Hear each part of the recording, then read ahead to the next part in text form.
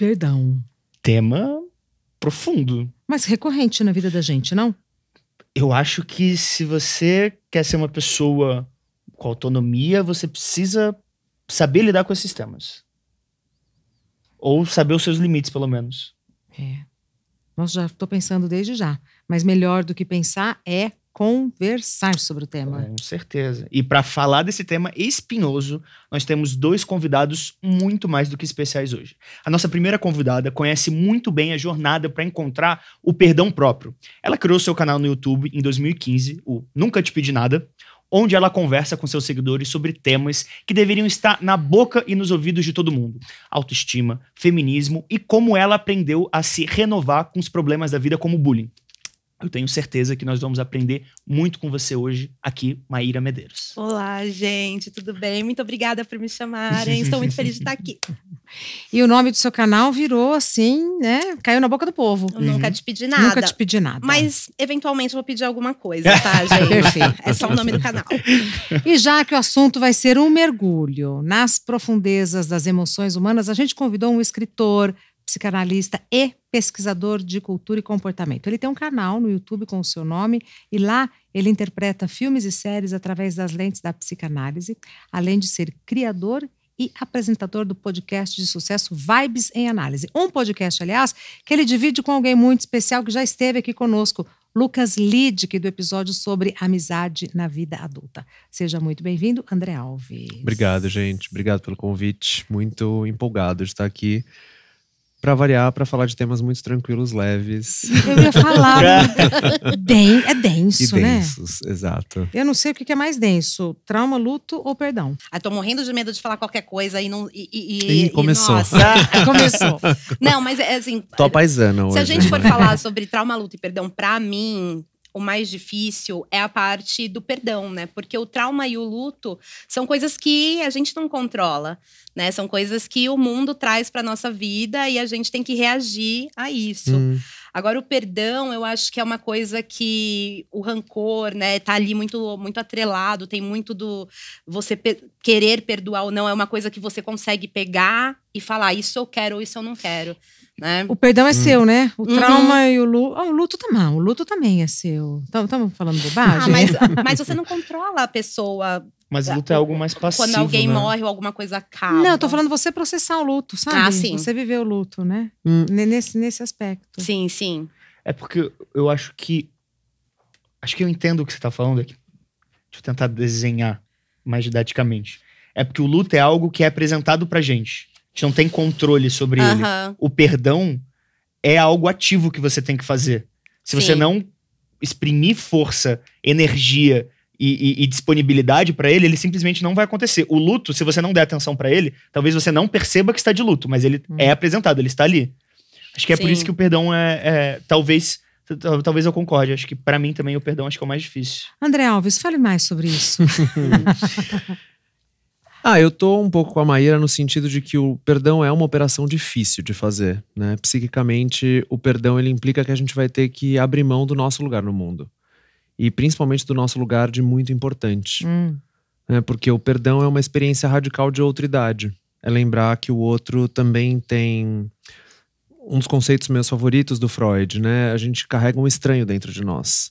E o outro também. O perdão é a gente se dar conta de que talvez o outro não tenha feito intencionalmente, tenha feito pelas suas próprias razões, não estava afim, não acha a gente tão importante assim, os nossos sentimentos não estavam em primeiro lugar naquele momento. E aí é treta, né? Porque a gente vive num tempo em que não há nada mais importante no mundo do que eu. Mas e quando perdoar significa abrir mão da própria autoestima? Fez uma vez, perdoou 2 vezes, 3 vezes, 4 vezes, infinitas vezes eu vou perdoando. Aí é perdão? Isso que é... Exato. Pô, aí a gente tá muito identificado com uma posição e a gente não consegue abrir mão dessa posição. Né? É algo que diz também da nossa plasticidade psíquica ou da falta dela. Né? Em que a gente tá ali num ciclo compulsivo de eu não consigo sair desse lugar. Exatamente. Difícil, né? O luto, eu concordo contigo, né? O luto tem essa coisa de que ele nos é apresentado. E talvez é a única experiência da vida que a gente tem certeza absoluta que a gente vai atravessar. E a gente vai ter que atravessar. Onde eu colocaria uma vírgula é que o luto também exige trabalho. Sim, Né? com Sem certeza. trabalho, a gente não atravessa o luto. Com certeza. E aí é onde a gente se enrosca, né? Porque a gente anda meio curtindo essa ideia de, imagina, passou, não precisa, deleta, não preciso falar sobre isso, né? Deixa pra lá. Mas Sim. deletar não é a mesma coisa que simbolizar uma perda, né? A gente precisa falar bastante sobre o que a gente perde, o que a gente deixou, sobre a posição que a gente achava que assumia ou que tinha e que não tem mais. E aí, como é que a gente vai fazer? Sim. Pra esquentar, gente. Menino Parece que do tá só céu. pra começar. Não, vou sair daqui 3 dias pensando nessa gravação, vocês sabem, né? Nesse podcast. Por quê, mínimo. Maíra? Não, querida, porque só nessa fala aqui do André eu já tô tipo assim, meu Deus do céu, sim, realmente. Uma das coisas que mais aconteceu na minha vida de um tempo pra cá, depois que eu comecei a buscar mais autoconhecimento por causa da minha saúde mental, que eu passei muitos perrengues de ansiedade e depressão, e uma das coisas que me ajudaram muito foi eu me entender como ser humano. Claro. E sair um pouco de um lance que eu ajudava muito outras pessoas e não me ajudava. Aí eu entrei numa jornada assim, tal, de autoconhecimento, fui indo atrás, tal, das minhas paradas. E ouvindo você falando, a sensação que me dá é que, tipo assim, eu tenho que ainda, olha, vir pra Muito muita chão. coisa. Muito chão pela frente. Uma coisa que eu faço muito recentemente, uma coisa que eu tenho feito com processos de luto na minha fase adulta, é colocar o luto numa gaveta. Eu abro eu tenho uma gaveta imaginária de sentimentos. Essa gaveta ela não é real, está apenas na minha cabeça. Em que quando eu não tenho tempo para lidar com uma emoção, um sentimento, eu me visualizo abrindo essa gaveta, colocando esse negócio lá dentro e fechando. Scarlett O'Hara, né? Amanhã eu penso nisso. Depois eu vou pensar nisso. E o luto, ele entra muito nessa gavetinha minha. Né? Antigamente, quando eu tinha 15 anos, eu tive um namorado que morreu. E a gente fazia aniversário no mesmo dia. Ai, Maíra. E o dia do nosso aniversário é dia de Santo Antônio, Santo Casamenteiro. 13 de junho. 13 de junho, sabe bem.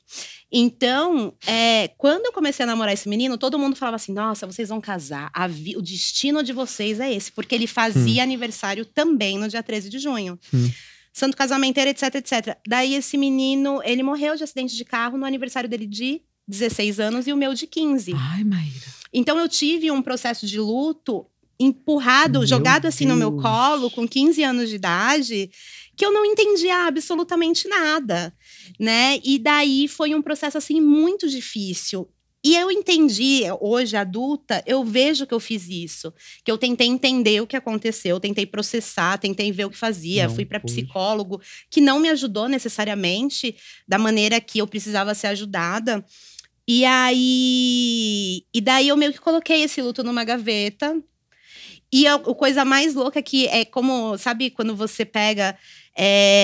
por mais que você sabe que aquela coisa tá guardada ali, parece que aquela coisa tem som. E toda vez você fala, meu, tem esse negócio aqui, rolando ali, que tá fechado lá e eu não tô dando atenção. E tem um momento que o meu luto, ele explode, assim, né? Então, ali pros meus 16, 17 anos, 1 ano depois do que tudo aconteceu, eu comecei a ter a dor novamente daquilo que eu já tinha tido da perda, né? Eu era bem novinha, então, tipo, eu já namorava com outro menino na época e tal. E era muito louco como eu voltava sempre naquilo. E o meu aniversário fazia esse link. Nossa. Né? Todo dia do meu aniversário. Então, eu tenho muito esse lance. Demorou muitos anos para eu poder gostar do meu aniversário de novo. Claro. E o luto desse meu primeiro momento de luto foi uma coisa que fez uma coisa muito doida na minha cabeça, que eu falei assim, gente, eu preciso amar as pessoas como se não houvesse amanhã. Fiz o Renato Russo. Então eu entrava em todos os meus relacionamentos de amizade, isso por muitos anos. Me jogava de cabeça, relacionamentos amorosos, de Porque amizade. amanhã pode tudo acabar, eu não vou estar aqui, nele, ou a pessoa. E você acaba correndo um risco muito grande, né? Sim, de ser uma pessoa muito vulnerável, de se doar muito para outras pessoas. Então, esse meu primeiro processo de luto, quando eu tirei ele da gaveta, eu coloquei ele, tipo, de uma maneira estranha. Porque eu falei assim, eu não posso brigar com ninguém. Eu não posso dormir brigada com ninguém. Porque vai que amanhã eu acordo e essa pessoa não vai estar mais aqui. Tudo bem, o problema é que só você, né? O mundo continuou rodando como sempre, né? Mas o você nessa mundo vibe. continua metendo louco, né? Mas é Psicanalista, que bom. E se fosse ouvir só ali, isso. acabou. Porque Interessante essa imagem da gaveta, né, Maíra? Porque... E aqui eu vou tentar ser super respeitoso, sem psicanálise selvagem, tô a paisana aqui. Tá. Mas, porque essa não é uma operação que você faz sozinha, né? Acho que ela é muito típica do nosso tempo, né? Do que os consultórios estão cheios? De gente que chega na clínica com um armário inteiro de lutos mal elaborados. Ao invés né? de uma gavetinha. Exato, e aí aquilo são essas várias caixas que estão no meio da sala do psiquismo, e aí, né, chega no consultório dizendo, pelo amor de Deus, tira isso daqui, eu não aguento mais viver com esse monte de coisa. Porque a gaveta, ela tem comunicações subterrâneas, né? Ela tá voltando, ela tá tentando abrir. Isso é o trauma. O que é o trauma? É algo que a gente não conseguiu simbolizar e que fica tentando retornar na via da repetição. Faz de novo. Sabe aquela coisa assim de eu não acredito, eu tô no 5º relacionamento tóxico da minha vida. Porque a gente tem um trauma lá atrás que talvez é o teu primeiro relacionamento, teu 2º relacionamento, com o teu pai, com o teu tio, com o teu padrinho, sei lá, com o teu primeiro chefe. Isso tá ainda não pensado, mal pensado, mal falado, né? E aí a gente cai nessa de que assim, não, mas a vida seguiu, tocou, imagina, Superei. deixa pra lá, superei. Luto espetáculo, redes sociais, 5 músicas da Luísa Sonza, superei, tô ótima. Peraí, a gente vai ter que falar. A gente vai ter que falar Sim. muito, senão isso vai te assombrar, né? Isso vai ficar tentando retornar. E quando você descobriu que o luto, que se você estava assim, entrando desse jeito, nesse descompasso, né? Eu descobri muito recentemente. Eu descobri nessa jornada que eu comentei com vocês sobre a minha saúde mental. Foi quando eu comecei a entender que eu precisava. Peraí, eu tive que me assim, para tudo. Que eu sou prioridade. Eu preciso me entender. Eu preciso entender que eu tenho que trabalhar de um jeito diferente, que na minha cabeça, do jeito que tá, eu não vou de fato conseguir fazer nada. Então foi muito recente, eu entendi. E porque esse meu comportamento de tipo assim, eu não. Vai que amanhã essa pessoa morre, não sei o quê. Eu contava essa história de um jeito do tipo assim, hoje eu tento ser a pessoa mais amor do mundo, porque eu não sei o dia de amanhã das pessoas que eu amo. Só que em determinado momento, né, e quando eu tive essa conclusão, eu tinha ali 17 anos de idade, super nova. Hoje, com 39 anos, mês que vem com 40, um monte de coisa passou na minha vida, né? Tipo, um monte de coisa aconteceu. E daí, você não tem como ignorar os aprendizados. E isso que você me falou de trauma, nossa senhora, alugou um triplexinho. Que é que eu falo assim, que parece que a minha vida, ela vive em sistemas de repetições para ver se eu realmente aprendi a lição. Que é, normalmente, o que acontece muito na minha vida? Eu tenho um relacionamento afetivo, não necessariamente amoroso e tal, mas eu tenho a predisposição a fazer tudo por essa pessoa. Eu falo que eu sou apaixonada pelas pessoas, saca? Eu preciso ir no médico, eu vou querer ir no médico com você, porque eu fico conversando com você enquanto não tenho... Isso é incrível, isso é legal, se isso não afeta a tua vida pessoal, entendeu?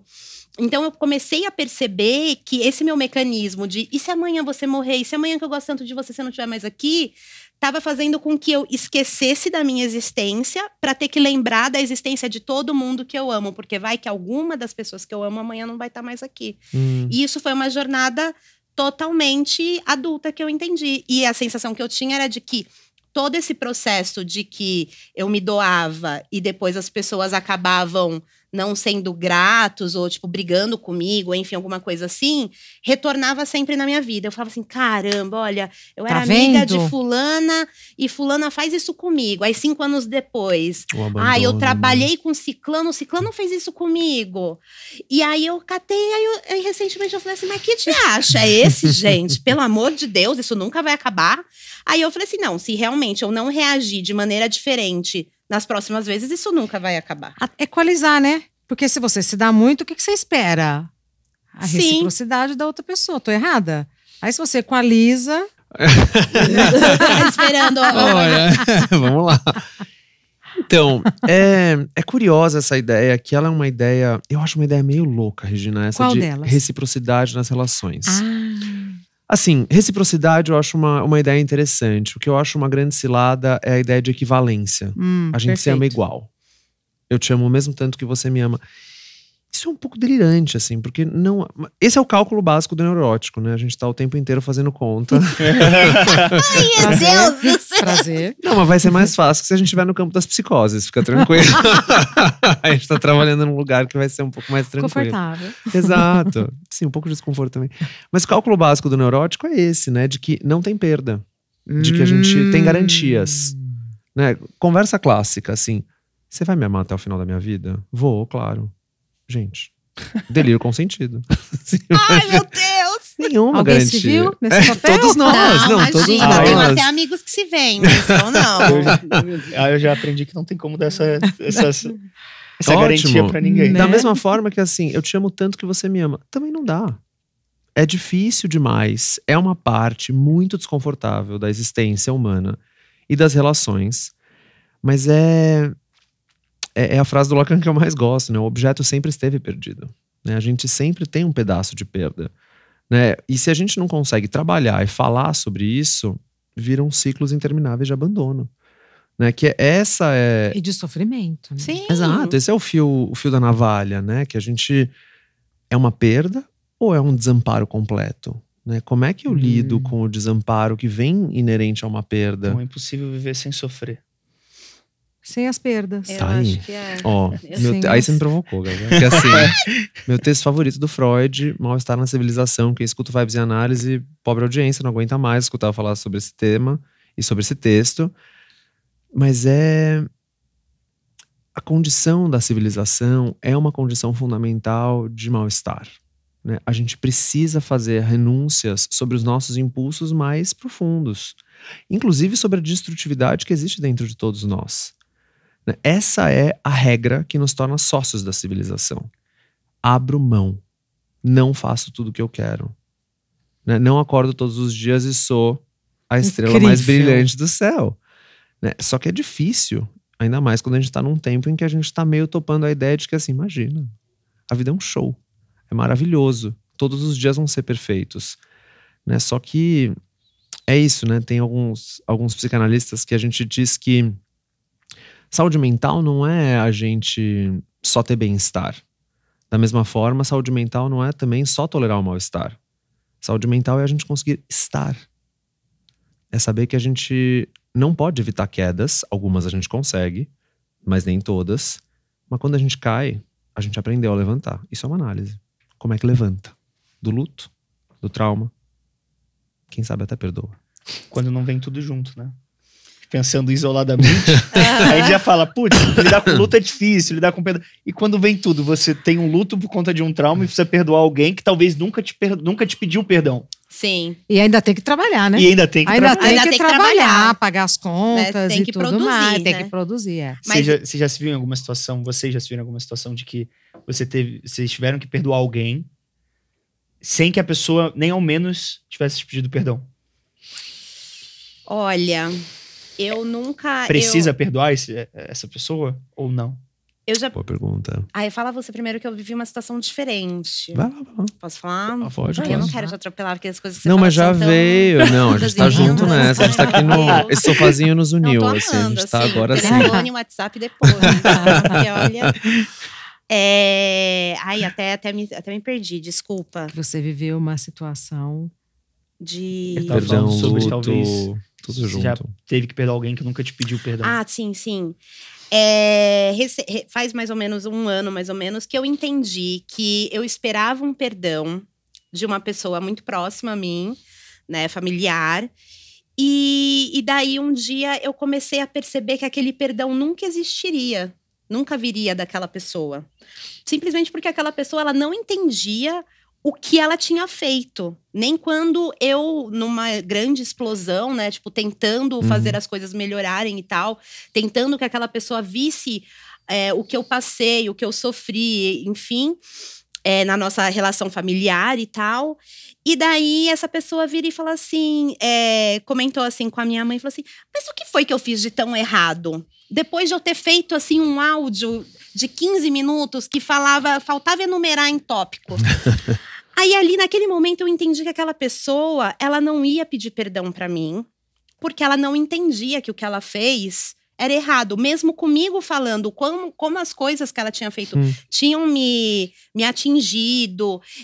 Eu fui muito explícita. Eu me abri de uma maneira, tipo assim, que eu nunca tinha me aberto para ninguém da minha família, falando daquele assunto tão abertamente.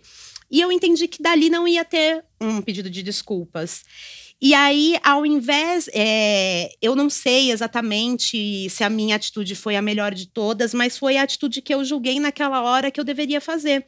Eu resolvi cortar relações com essa pessoa da minha família, né? E eu cortei totalmente a relação. E aí, eu nunca mais falei com essa pessoa. Como que você cortou? Você bloqueou, avisou? Como é que você fez? Bloqueei, e daí essa pessoa tentou conversar com outras pessoas da minha família, falou com a minha mãe também. Minha mãe falou assim: olha, ela não quer mais falar com você.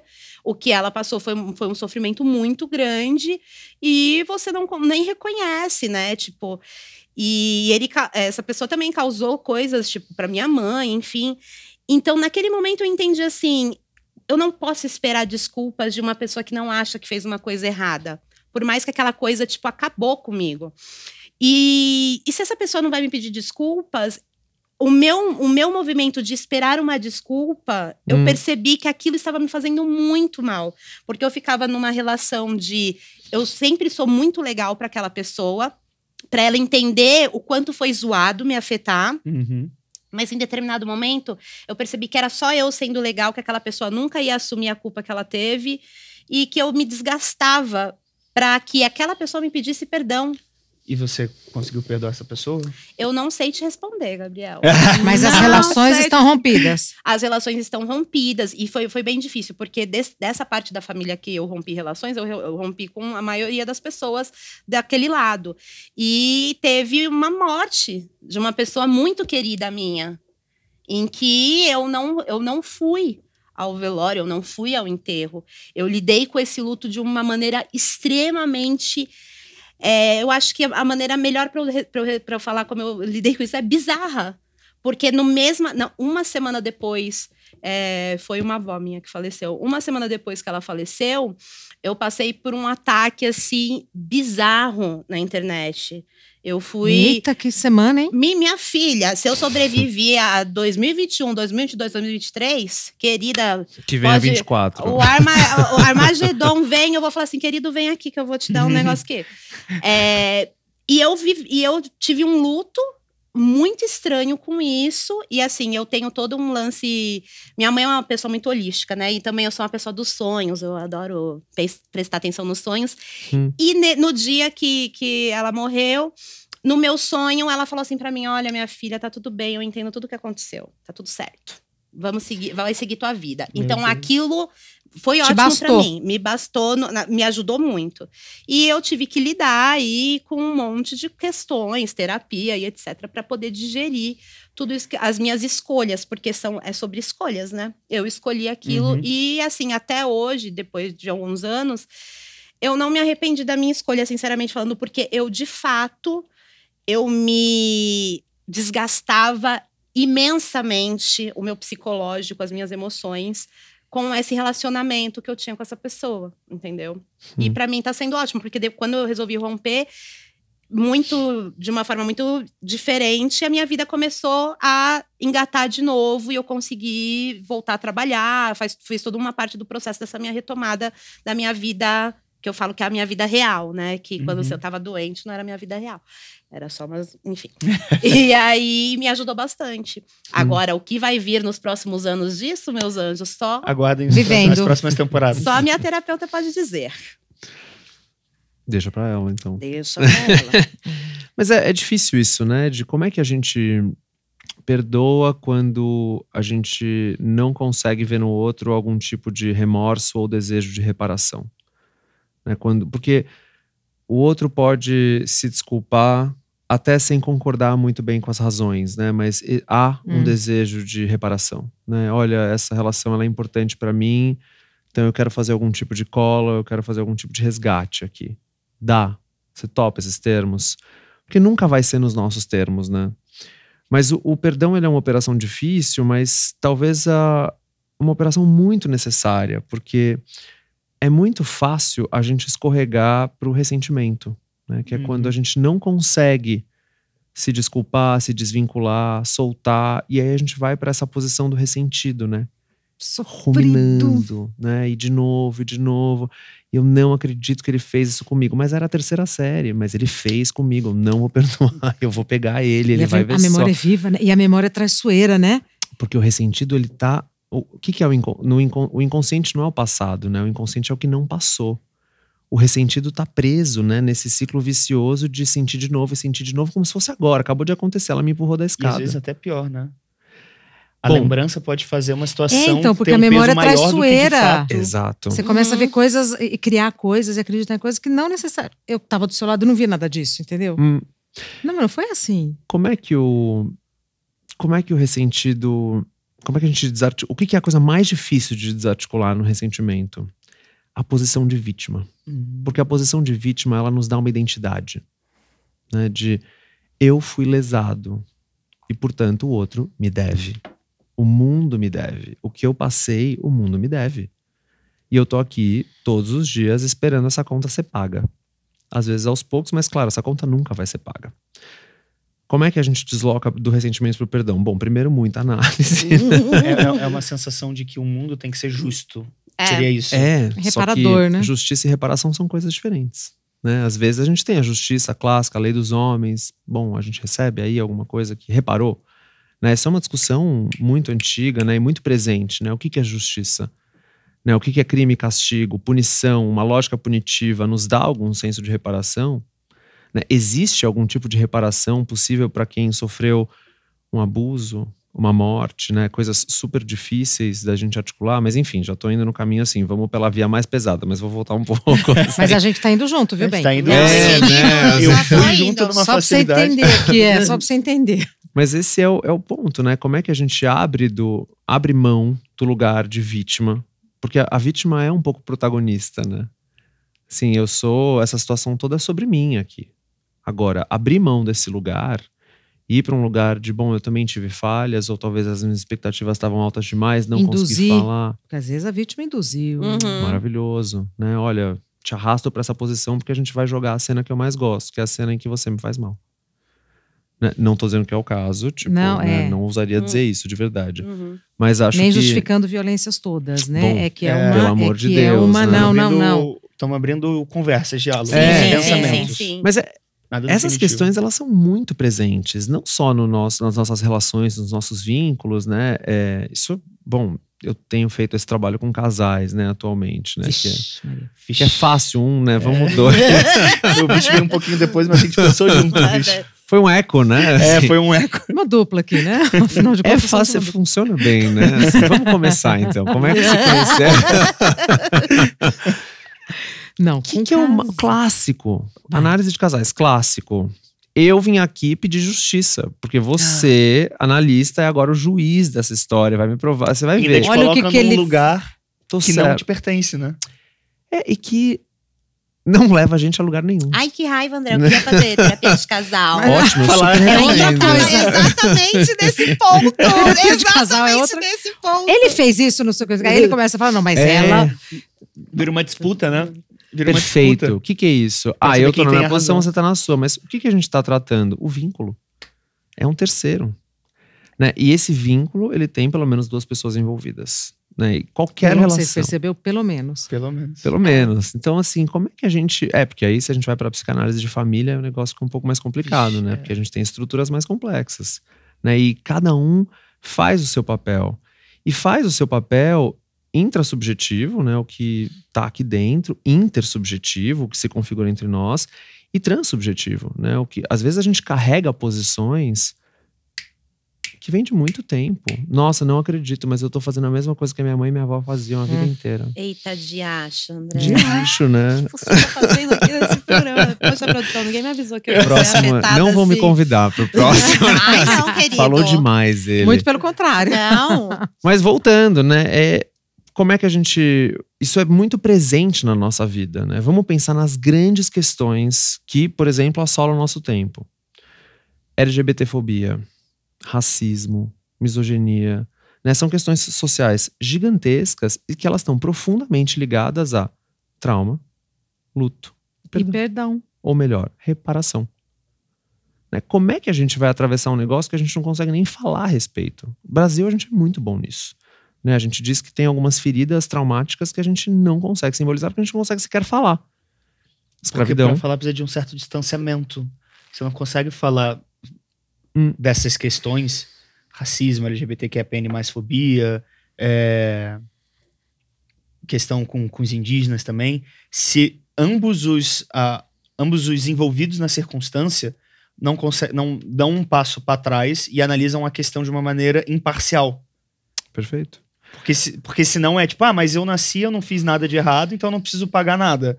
Mas tem toda uma dívida histórica que afetou a mim, minha mãe, meu pai, meu avô, meu bisavô, todo mundo, e que chega em mim. Então, o que fazer? Perguntam, é pagável? Né? Há algum tipo de reparação à altura do que aconteceu? Não, não há. Passo 1, a gente sabe que não. Não tem como. Né? Muita dor, muito sofrimento, muito histórico. Muitas perdas. Muitas. Agora a questão é, o que a gente vai fazer para discutir algum tipo de reparação? Como é que a gente vai atravessar isso? Se a gente não faz isso, quais as operações que vão, assim, de largada? Trauma e ressentimento. Situação política atual do país. Ressentimento na veia. Maria Rita Kel tem textos maravilhosos a respeito disso. Dunker, Vera Iaconelli, muita gente grande vem pensando isso e falando, olha, Thales Absaber, a gente tem uma ferida de ressentimento muito grande. Né? A gente está construindo em cima disso. E se a gente não conseguir articular e elaborar esses assuntos, vai seguir repetindo. E a gente segue repetindo. Né? A gente vê todos os dias, a gente se choca. Meu Deus, aconteceu no Big Brother, no futebol, não consigo acreditar. Bom, porque não está elaborado. Né? Esse é o trauma. Eu achei maravilhosa a imagem que você trouxe, Maíra, porque o trauma é um ciclo vicioso. Né?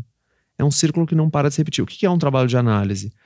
A gente luta, quem sabe a gente vai conseguindo deslocar isso para espirais. Em que o negócio acontece num movimento que é semelhante, mas não é igual. A gente não está só na repetição.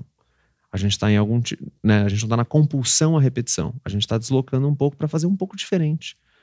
Nossa, já estou em outra posição. Amei de um jeito distinto. É porque também parte do princípio de que Misturei um monte de coisa, né, Gabriel? Misturei tudo. Não, tô tentando acompanhar. Mas é porque, tipo assim, eu acho que parte de um princípio muito legal que acho que você falou indiretamente, que é o do que todo mundo... Ninguém parte de um lugar perfeito, né? Todo mundo já carrega essa herança, esses traumas, essas dores das suas famílias, ou do que você viveu, do que você não conseguiu digerir. Então, quando acontece algo negativo com você, é muito fácil você só responsabilizar, sem entender que aquilo não foi a causa, foi a consequência de algo que a pessoa também viveu muitas vezes. E eu cheguei nesse lugar justamente por conta... Tipo, a orelha dessa pessoa deve, tipo, toda vez que eu vejo no podcast, deve ficar vermelha, porque o que eu já não falei dessa pessoa aqui no podcast é brincadeira. Mas foi justamente isso, tipo assim, me relacionei com uma pessoa e... Sempre. Eu me relacionei com uma pessoa e eu fazia terapia na época. E eu via que muitas vezes a pessoa estava querendo me colocar num lugar que era o mesmo lugar que outras pessoas que ela se relacionou, ela estava acostumada a estar.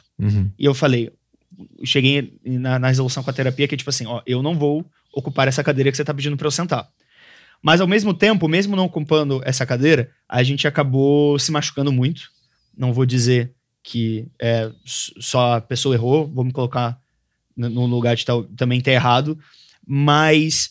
Era um lugar que me remoía, tinha muito esse remorso, e eu não entendia o que eu tava sentindo, isso e aquilo.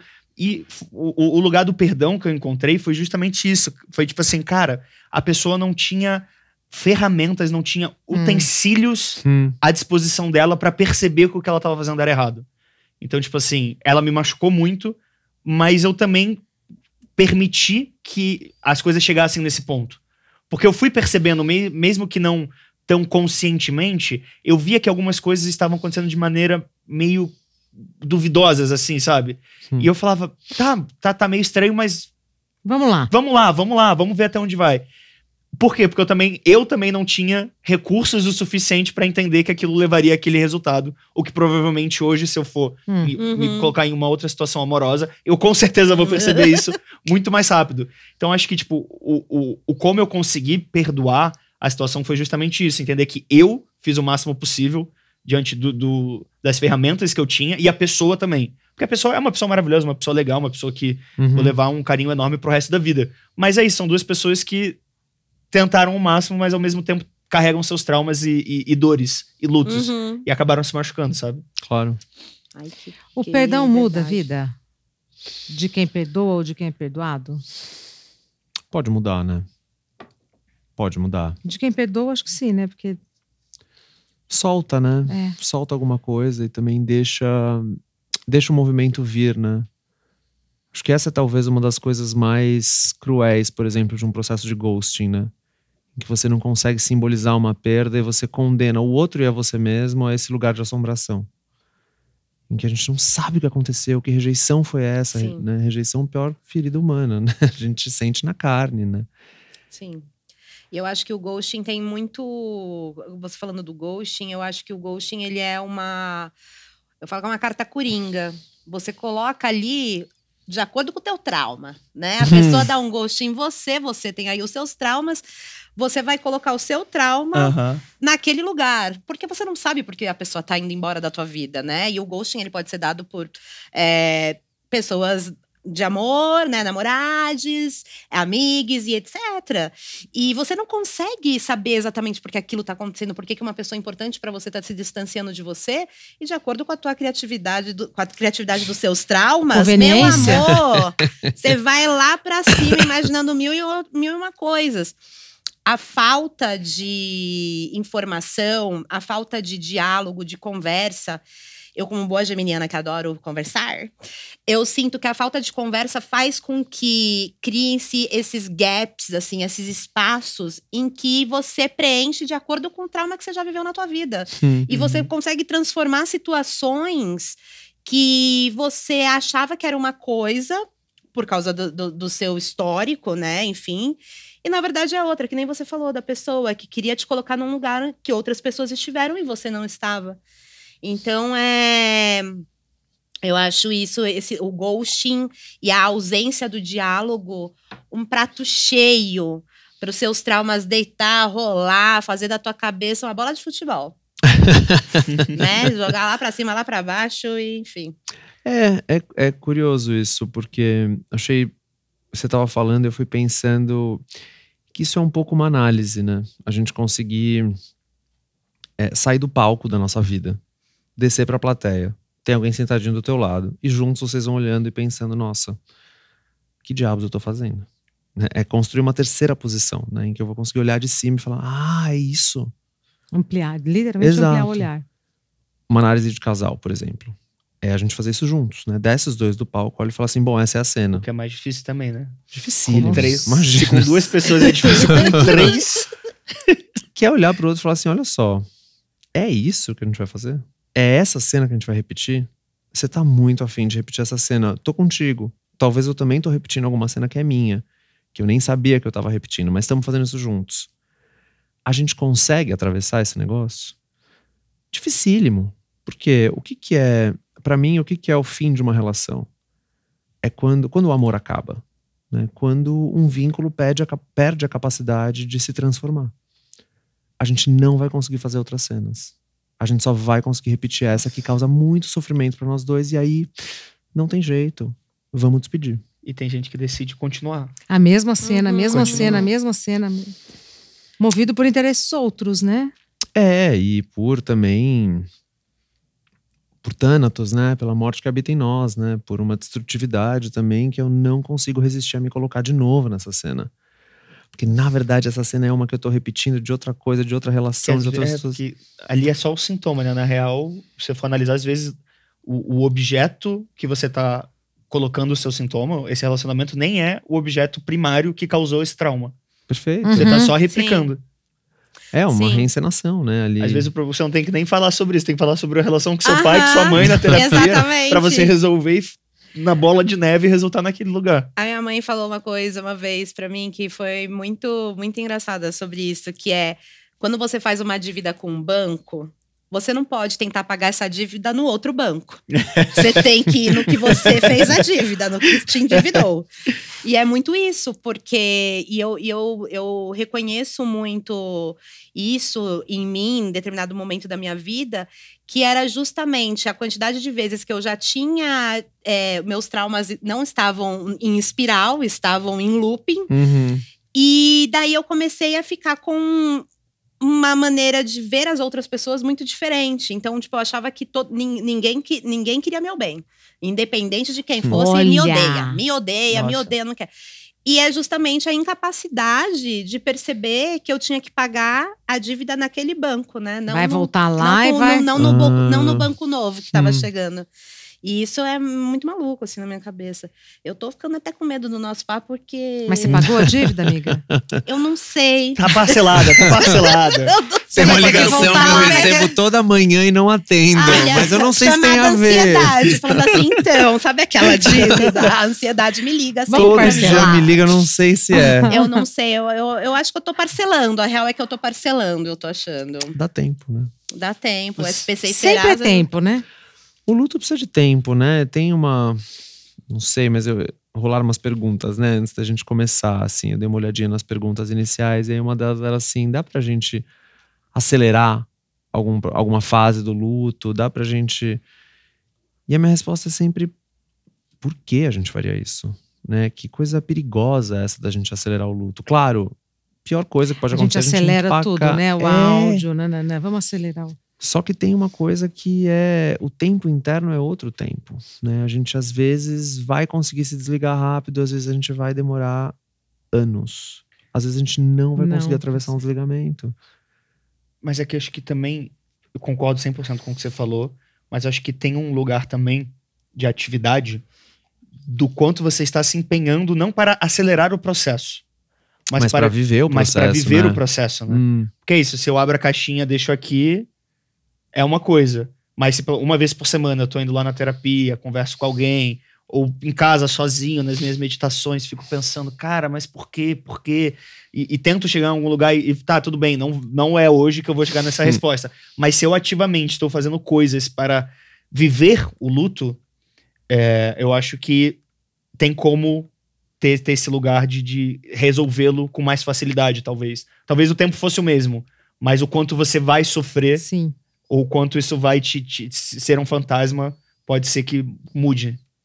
E não vai precisar converter também, né? O clássico, assim, então, na verdade, uma dor nas costas que não me deixa de aí anos de escuta, aí chega então, foi naquele dia, aconteceu um negócio aí, depois essa dor veio daqui porque era, na verdade, onde ele me tocar. Enfim, né? A gente é muito criativo. Somatiza? Opa. Seres psicossomáticos, né? A gente pensa com o corpo e sente com a mente também. Né? O corpo guarda as marcas. Então tem coisas que estouram no corpo, a gente não consegue elaborar aqui na linguagem. O corpo tá gritando.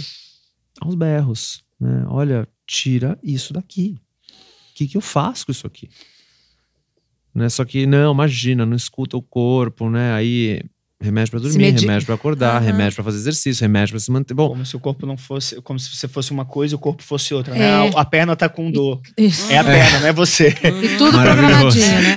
eu tenho um corpo, né? Como se o corpo fosse um latifúndio psicossomático. Não. Eu tô alojado aqui. Sou um corpo, né?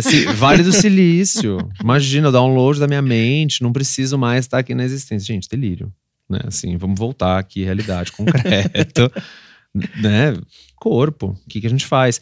Claro, medicação, né?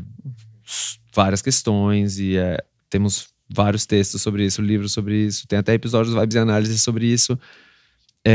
Mas a gente tem que tomar cuidado, né? Quanto que a gente está usando, e não precisa ser só a medicação, mas substâncias em geral, pessoas, relações, pra gente tentar tamponar um negócio que a gente simplesmente não quer lidar.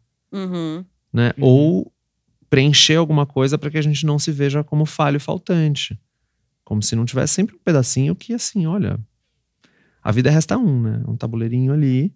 Se não tem um buraco no meio, a gente legal. não mexe. Não tem desejo, né? Precisa de buraco. É porque tem um... Essa frase, né? Enfim. Deixa pra lá. Se fosse outros podcasts, menina, essa frase, exato. olha. Não, e aí psicanalista sempre Cada quer falar de corte ia sexo, ter- né? Difícil, Ah, imagina né? o corte que ia tá. É porque acho que tem um lugar que as pessoas, sem querer, ou às vezes por querer, falam, que é aquela velha brincadeira que as pessoas fazem de tipo assim, só tá doente quem vai ao médico. Sim. Então, às vezes, sua vida tá um caos, Caos. você tá triste, você... Não, mas tá tudo bem. Não, mas tá tudo bem. tá tudo bem, mas eu não tenho problema. Uhum. Mas eu tenho trabalho, eu tenho família, onde é que tá o problema? Não tem. E a pessoa não para nem pra se permitir fazer uma análise, isso que você falou de descer do palco, ir pra plateia e ver o porquê que você tá sem dopamina nenhuma, tá sem ímpeto nenhum, tá sem vontade de fazer nada.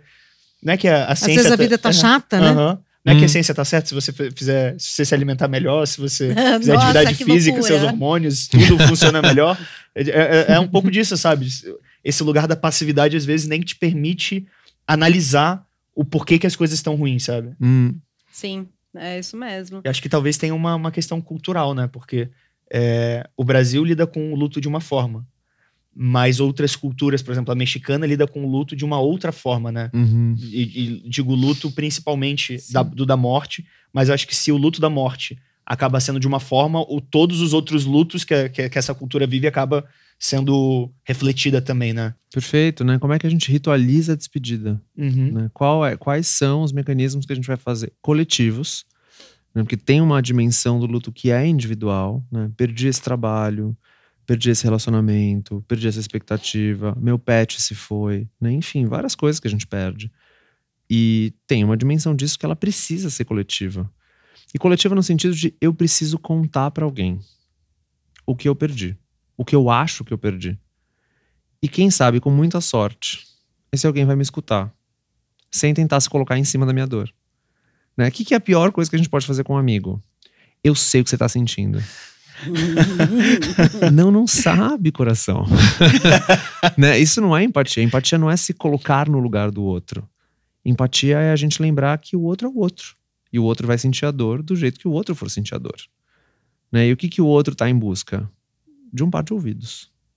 De olha, escuta a minha dor. A minha perda importa.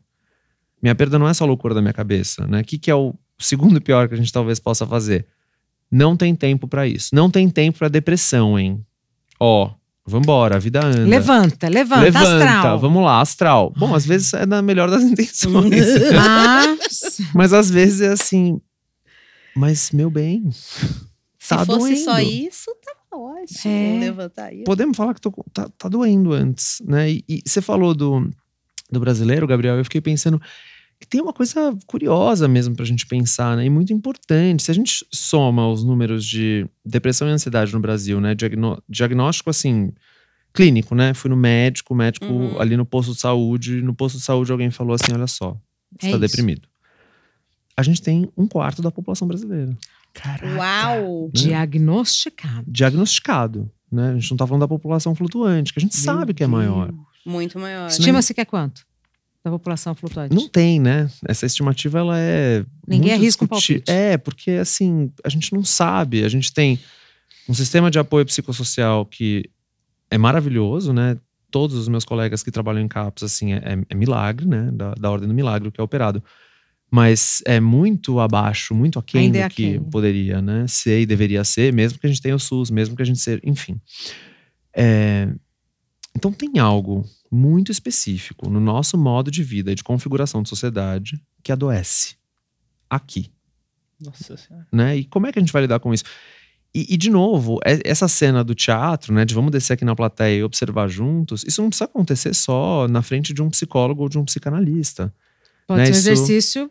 Sim. Isso pode acontecer, bom, na roda de amigos, no grupo de apoio, na igreja, né? Tava escutando essa semana um caso interessantíssimo, né? As escolas de samba, quando a gente tá fora de temporada, né? São esses grupos das pessoas que são da comunidade, que vão ali discutir os seus problemas e as suas questões, ou como cuidar das crianças, ou enfim, né? A reunião de pais, né? Bom, tem alguma coisa mais terapia coletiva que reunião de pais na escola?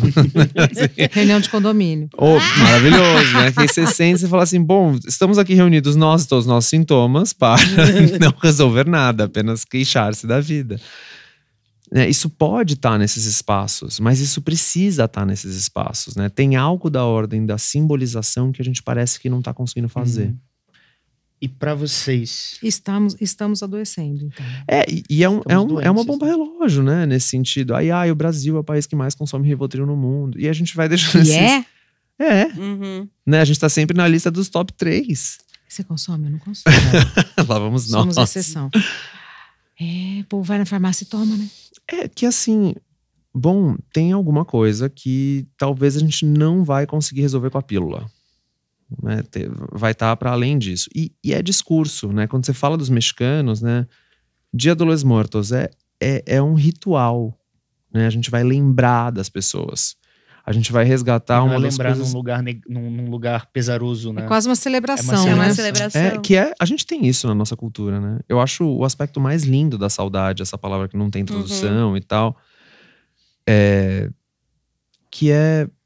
tem uma borda da saudade que é gostar de lembrar, né? Assim, nossa, vi essa foto, essa pessoa se foi, esse momento não é mais esse, a gente nem é mais amigo. Mas nossa, que custoso foi, né?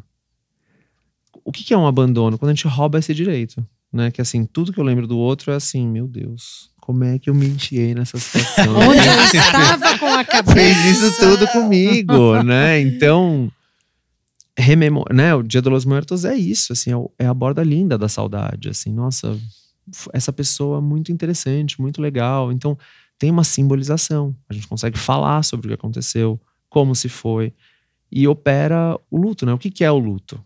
Né? Na essência, é a gente pegar um pedacinho do que se foi e guardar pra gente. Às vezes a gente não sabe que pedaço é esse, né? A gente só sabe que ficou alguma coisa. Tá. Mas a gente consegue carregar aquela coisa. O que é a melancolia clássica do Freud, né? Que é quando esse processo dá errado, a gente tenta trazer o objeto inteiro pra dentro da gente. Então, a gente... o Nossa suspiro senhora, eu senti daqui gente. agora. Esse suspiro eu senti, Maíra. Ai, eu tô muito aluna. Eu tô faltando pegar aqui um caderninho e ó. Não, me fala, pelo amor de Deus. Vamos circular essa palavra aí. Não, assim, tudo isso que você tá falando pra mim tá sendo, assim, muito maravilhoso. Porque eu tô conseguindo administrar atitudes que eu tomei em relação a luto, por exemplo. E me faz tirar um pouco, assim, não sei explicar, tirar um pouco de um peso. Eu tenho um peso relacionado a luto, que eu sofri muito quando esse meu primeiro namorado morreu, e depois, todas as pessoas que morreram depois, eu comecei a interpretar as coisas como missões, né? Então, tipo assim, essa é a minha missão. Vamos supor, eu tive uma amiga minha de infância que faleceu quando eu tinha 18 anos. E aí, eu fiquei muito mal no começo, falando assim, mas por que eu perdi o contato com essa minha amiga? Por que eu não continuei falando com ela depois que eu mudei da casa da minha avó? Por que não sei o quê? Porque ela era muito querida e eu senti muito a perda dela. Mas aí, tudo isso que você falou tem tudo muito a ver, entendeu? E eu meio que comecei a falar assim, cara, qual foi a minha missão com a Heloísa, né? O nome dela era Heloísa. A minha missão com ela foi... A gente tinha 6 anos quando a gente se conhecia, dos 6 aos 10, a gente brincava, uma na laje, a outra lá embaixo. A minha missão com ela foi parceria, criança, amizade, Aquilo aconteceu, foi incrível, foi legal, a nossa vida seguiu em frente. Eu não posso ficar apegada naquilo que eu não vivi com ela só porque ela morreu. Sacou? Então, quando você fala assim da saudade e tal, de que a gente... e o luto, né, que a gente carrega um pedaço da pessoa, mas a gente não pode simplesmente pegar tudo, colocar dentro da gente e tentar viver normalmente com isso. Porque senão você vai viver um mundo de tristeza, de tudo que você deixou de fazer com aquela pessoa, né? Foi ou de clareando. tudo que ela não fez por ti. Ou de tudo que ela não fez pela gente. Bora outro triplex. Que é o condomínio. Você tá fazendo Condomínio um André condomínio. Alves. Gente. Não, mas é muito bonito mesmo esse lugar do que você guarda da pessoa, porque é sempre uma perspectiva, né? Tanto de relacionamento... Não é... O que eu vou falar não é pra romantizar. Mas eu acho que é uma coisa que eu tento fazer na minha vida sem romantizar. Mas, de fato, eu acho que a gente é muito do que da forma que a gente vê o mundo. Não tem como eu ver um mundo completamente ferrado e querer que a minha vida, que eu tenha pensamentos amorosos, isso e aquilo. Então acho que é sempre um lugar de não se alienar ao mundo, mas ao mesmo tempo o que você tira dele, né? Tem um relacionamento com um amigo que eu não vejo há 3 anos. Eu vou ficar pensando nos momentos legais que a gente teve e vou trazer disso, esse lugar gostoso da saudade, ou vou lembrar dos momentos que a gente encheu a cara e passamos mal e só os momentos ruins, sabe? Que teve um sintoma ruim. Isso acho que reflete diretamente a forma que eu enxergo o mundo, como eu me relaciono com as pessoas e o que eu acabo esperando das pessoas também. Sim. Porque eu acho que se eu me traumatizo ao ponto de também todo relacionamento que eu tiver, eu ficar receoso de criar mais traumas, isso é quase inevitável, né?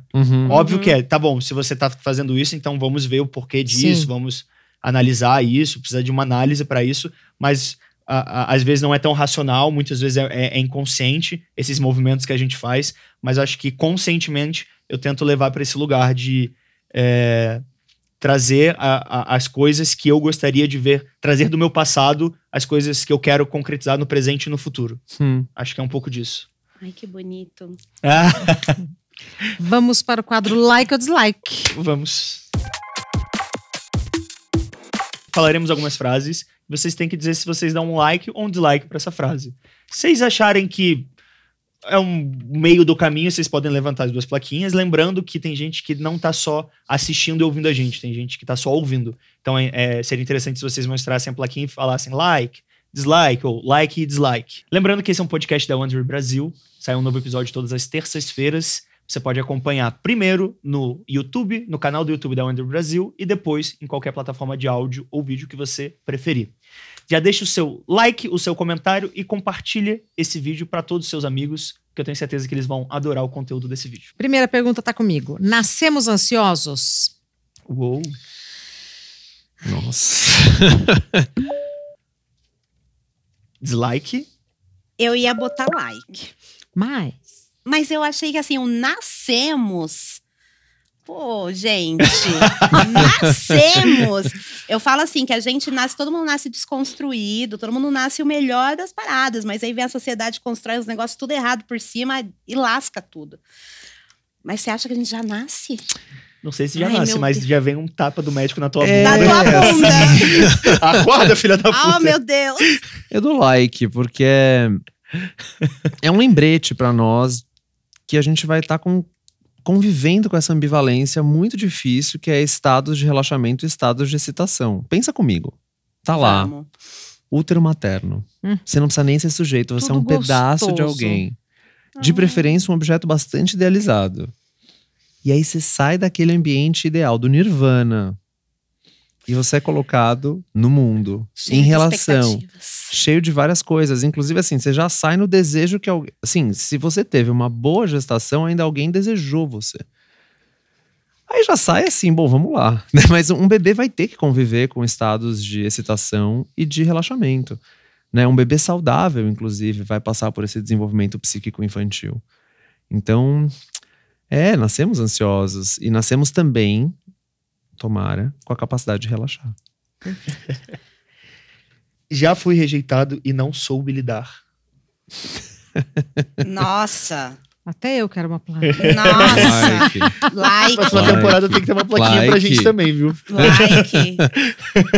Eu acho a rejeição um dos sentimentos mais difíceis de ser digerido. Eu sinto muita dificuldade. E quanto mais eu vou na terapia, né, quanto mais eu converso sobre síndrome de rejeição, sobre essas coisas, eu falo assim, gente do céu, nunca vai ter fim. Porque, olha, meu Deus do céu. Mas eu acho que conforme a gente vai amadurecendo, isso pelo menos aconteceu comigo, eu acho que a gente consegue digerir essa rejeição de uma maneira um pouco mais... Você cria um calinho ali, né? E você aprende a lidar nas próximas. Mas ali, numa fase de criança, adolescente, ainda mais dependendo do tipo de criação, relação com pai, com mãe, Nossa senhora, é um prato cheio de terapeuta ali. A terapia é uma loucura. A relação pai e filho é uma das que você mais não sabe como lidar, né? Porque você tá posto como um ser que obedece e não é pensante até você sair de casa e completar 18 anos. Falando de maneira geral, né? Óbvio que existem educações, famílias Sim. e famílias, mas é um pouco disso. É algo que, até certo ponto, até acredito que seja saudável, que seja um lugar hierárquico de cima pra baixo. Você não vai conseguir concretizar tudo E que você adiciono... idealiza. Ai, desculpa te interromper. Não. E adiciona uma coisa que eu acho que nesse lance todo de relacionamento familiar, eu acho que a gente gera com. A gente trabalha com tantas expectativas que as pessoas têm em cima dos filhos, né? Pais e mães, enfim, que. Não tem impossível. como. Exatamente. É Impossível. impossível. E quanto mais tempo passa, mais você percebe que é impossível você atender todas as expectativas que as pessoas querem de você. Uhum. E às vezes a gente cria ali um lance de que eu não vou ser rejeitada se eu caminhar pelo caminho que aquela pessoa quer que eu caminhe. A armadilha tá montada, hein? Tá montada Aí e tá pronta. Mas não pronta. dá um alívio também você saber que não vai atender a expectativa de todo mundo? Tipo, foda-se também.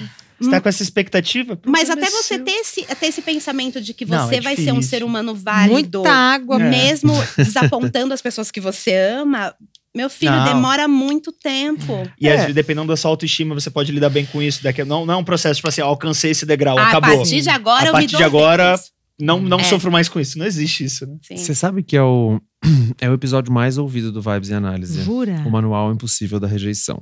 Pois vai ganhar mais um vídeo, que é o meu. Depois você me conta o que você Vou achou. te contar. Mas eu achei muito interessante que você já trouxe a parentalidade e a filiação. Porque a gente necessariamente precisa aprender a rejeitar e ser rejeitado. Né? A maternidade, então, a gente acabou de gravar um episódio sobre maternidade, né? Um assunto assim, difícil, cascudo. E a maternidade, ela é traiçoeira nesse sentido, né? Porque ela é uma semente de rejeição embutida. Né? O que é o nosso desenvolvimento psíquico, né? O que a gente aprende com uma idade bem pouca, onde a gente tem poucas ferramentas, inclusive. Mas um dia a gente se dá conta de que a gente não é a coisa mais importante na vida do papai e da mamãe. Né? Numa família clássica aqui, margarina doriana, né? 50% das famílias brasileiras são monoparentais, mas enfim. A gente não é a coisa mais importante ali. Essa é uma rasteira dupla, porque essa também é uma rasteira para o cuidador. Né? Porque o cuidador, e aí beleza, não só a coisa mais importante na vida, porque minha mãe gosta de trabalhar, ou ela gosta de moda, ou ela tem uma amiga que ela sai direto, ou ela tem um namorado, ou papai, ou enfim, aí vai, né? Só que no cuidador também tem essa rasteira, porque aí o quê? A criança vai pro mundo. Muito cedo a criança vai pro mundo. Vai pra escola, né? Se tudo der certo. E aí chega na escola, outros interesses, né? O que é... Nossa, na clínica isso é muito curioso e até engraçado, né? O dia que a mãe diz, olha, então, meu filho hoje não queria ficar comigo. Não queria estar comigo. Né? Não queria... A minha companhia não é mais a companhia importante, soberana e, sobretudo, na vida dessa pessoa, desse pequeno ser. Como pode rejeitar e ser rejeitado? A gente precisa aprender a fazer isso. Né? É um sinal de saúde, inclusive, mental. Porque a gente vai conseguir lidar com as perdas Sim. e com as rasteiras da vida, né? Uhum. Então, muitos likes. Todos nós já sofremos com uma rejeição que a gente não sabe lidar, né? Viu? Também a plaquinha. Regina ficou até assim. Já fugi de um trauma mentindo pra mim mesmo que tinha superado. Todos os likes deste Traz mais estúdio de like, gravação. produção. O que vocês têm mais pode trazer. Te empresto um. Obrigada. Eu já nem lembro mais qual que era. Tamanha loucura que foi a pergunta. Já fugi de um trauma mentindo pra mim mesmo que tinha superado. Sim, totalmente. Eu quero saber de você, se você é like ou dislike. Eu tô aqui vivendo esse episódio por você. Não, claro, todos nós, né? Todos nós fazemos, né? De, olha, não, passou, na verdade não tem mais nada aqui. Mas o trauma é isso que não foi... Porque o trauma não tem linguagem, né? O traumático a gente não consegue colocar em palavras. E a gente tá usando essa palavra aqui hoje, mas eu sempre acho bom lembrar que, assim... Não tem existência humana sem trauma. Sem trauma. Né? Não tem, sabe? Eu tô bastante com a maternagem na cabeça, né? Mas o que é clássico na parentalidade? É assim, o imperativo do sim. A gente não vai dizer nada de negativo pros nossos filhos, porque a gente não quer traumatizá-los. Pronto. Gente, delírio. Imagina. Sim. Né? Precisa, porque sociedade é castração, é limite, vai ter que parar aqui, não vai realizar todos os seus sonhos, infelizmente. Se você não assim. fizer, alguém vai fazer. Um pouco por aí, né? Então, Exatamente. E talvez fale com os filhos de um jeito muito ruim, né? Então acho que as pessoas já tinham que colocar ali no seu rolê de como educar os meus filhos, já botar ali a O trauma, liçãozinha check. do Traumatizei meu filho 2 vezes hoje. tipo check. vacina, sabe? Que é um pouquinho do vírus, é um pouquinho do trauma, Pronto. vacininha de trauma. gente, é assim, né? Dava todo um episódio, talvez uma temporada, mas assim, há algo mais traumático e inevitavelmente traumático do que a nossa entrada na sexualidade. Por que você tá fazendo isso com a gente hoje? Não, Tô foi brincando, eu tô traumático, amando, foi eu tô amando. Eu não sei o que eu tô fazendo, só me deram 2 placas. Mas eu só tenho 6 anos, é só 2 Não sei como eu plaquinhas. cheguei aqui. Quando eu vi, Eu já chorei escondido no trabalho por motivos pessoais. Olha, dislike. Eu Olha. acredito que por motivos pessoais no trabalho, assim, Eu esperei não. chegar em casa, no caso. Eu esperei entrar no carro, chegar em casa no ônibus. Eu já chorei uma vez saindo do trabalho no ônibus, que até uma pessoa que eu nunca vi na minha vida falou assim: minha filha, não sei o que está passando na tua vida, mas espero que se resolva. Muito bonita você pra chorar. Dadadadã. E resolveu depois, mas foi. mas cena de filme, né? Rendeu uma cena de filme. Foi lindo. né? Uma cena linda. Foi lindo. Ela foi no Expresso da Penha pra chegar lá na Estação Penha. O meu é meio conturbado de dizer, porque eu tava gravando um filme num hotel. A gente gravava no hotel, aí eu voltava pro meu quarto. Aí acabou a gravação, eu voltei pro meu quarto e chorei. Eu chorei no trabalho ou não? Eu ia Porque eu fazer. estava no set. Parando pra pensar, quando você falou do trabalho, eu pensei quando eu trabalhava CLT.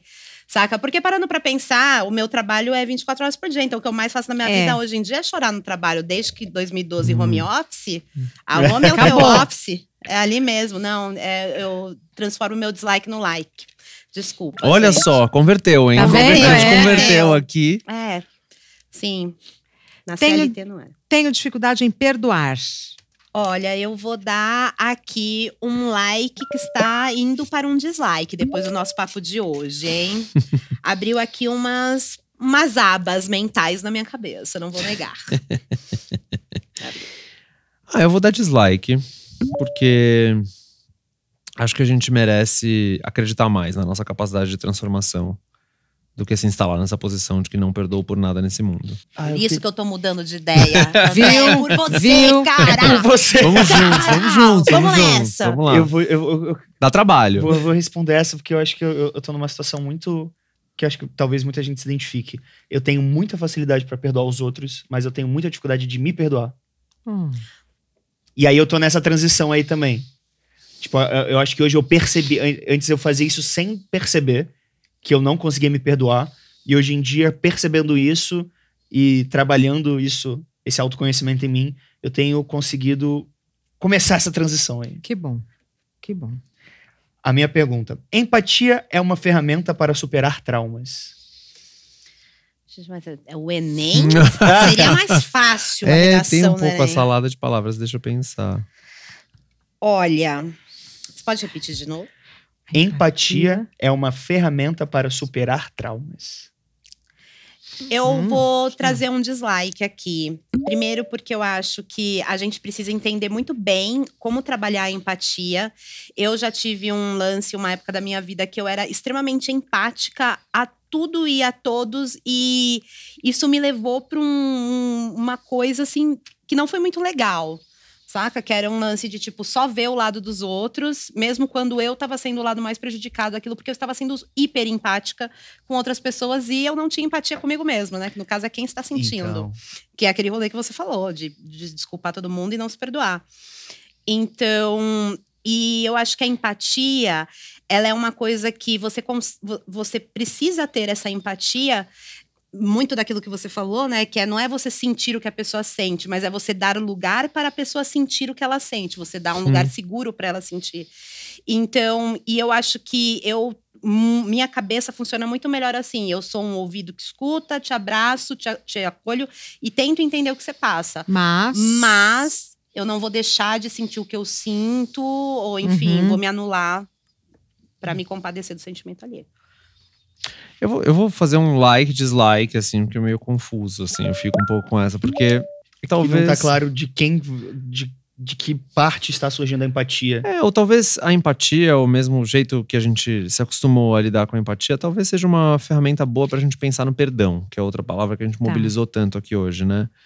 Mas o traumático, eu acho que ele é um pouco mais trabalhoso, né? Ele é algo que merece...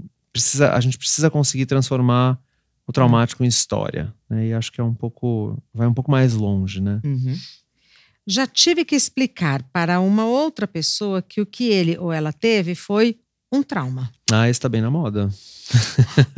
Olha, eu não sei, eu acho que eu vou dar dislike porque eu não sei se eu já passei por isso, assim, Nossa, gente, eu tô sendo muito geminiana nisso aqui, porque eu não sei nem se eu dou like ou se eu dou dislike. Mas Caraca, eu não sei se eu já falei pra uma pessoa que ela estava passando por um trauma, porque eu não sei, eu acho que eu não saberia chegar e falar assim. Foi o que eu pensei. Como que eu vou saber? Exatamente. Que outra pessoa tem foi um trauma. Exatamente, mas eu iria sugerir alguma coisa pra ela assim, entender melhor, pra entender se aquilo foi um trauma ou não. Uhum. Mas eu acho que eu não falaria, isso aí é um trauma, hein, cara? Não é? Tipo, a pessoa se traumatiza naquela Talvez hora. o André possa falar, Aí, né? Porque as pessoas te gerou um buscam segundo pra trauma. isso, né? Exatamente. Na verdade, isso é meu trabalho. Um pouco. Você paga pra isso. Ele Um pedaço do meu trabalho é um pouco, né? Ó, o que Daria você like tem. nisso, que olha… Aliás, é o que a gente espera de você. Mas é tão bom quando alguém coloca pra gente, né? Dá um nome pro que a gente tem, ou que sente. É melhor ainda quando a gente acha junto com o outro um nome para o isso que é a gente maravilhoso. sente, né? Nomear a dor. Maravilhoso. Maravilhoso. Né? Dificílimo. Aí convoca tudo mesmo, né? Mas Nossa, É normal relativizar um trauma por medo do que os outros vão pensar de mim. Normal é uma palavra forte, né, senhor Gabriel? Normal? É comum relativizar um trauma por medo do que os outros vão pensar de mim. I like. sim, super. Super like. Sim. Os outros mandam muito na nossa vida, é um saco. Mesmo quando você fala assim, não, imagina, os outros que se dane. Mentira, você tá lá pensando nos outros sim. do like, porque o esforço também, né? A gente às vezes se dá conta rápido, né? De que isso aqui foi um negócio muito grande, é melhor eu enfiar na gaveta o mais rápido possível, porque vai dar muito trabalho lidar com isso Tá aqui. machucando, né? E aí como é que eu vou segurar a minha vida, né? Preciso trabalhar, relacionamento, 1 milhão de coisas, assim, deixa pra lá. É porque as pessoas têm um pouco desse pensamento de que sua vida pessoal e a profissional são coisas diferentes. Ah, bom, Então aí… o chefe vai falar, seus problemas você resolve em casa, aqui eu quero produtividade. Mas, cara, é humanamente, tipo… Impossível. É filha da puta, tipo assim, você falar, foda-se sua vida pessoal aqui, eu só quero resultado, sabe? Tipo, ou a relação com o chefe é retraumatizante, aham. né? Ou a cultura empresarial é traumatizante ou retraumatizante, né? Em algum sentido. E faz alguns sofrimentos voltarem, e o RH diz, imagina, tira 2 dias off. Tá vendo? Não, imagina. E volte muito bem. Olha como eu sou Preferência legal. ótima, Fique 2 né? dias em casa e volte pra cá. Não, eles vão falar assim, fica em hora extra, que aí você não vai pra tua casa, você não vai sofrer. Fica aqui no trabalho. Mas eu achei interessante que você deslocou rápido pro trabalho, né? Porque é um pouco esse o conto do burnout, né? Sim. O burnout Sim. é tido como o episódio, né? Como o ataque de pânico, mas o burnout é, na verdade, um lugar em que a gente faz morada. Né? A gente se instala num tipo de dinâmica e relação com o trabalho que é muito fonte de sofrimento, né? Em alguns casos, inclusive, traumatizante.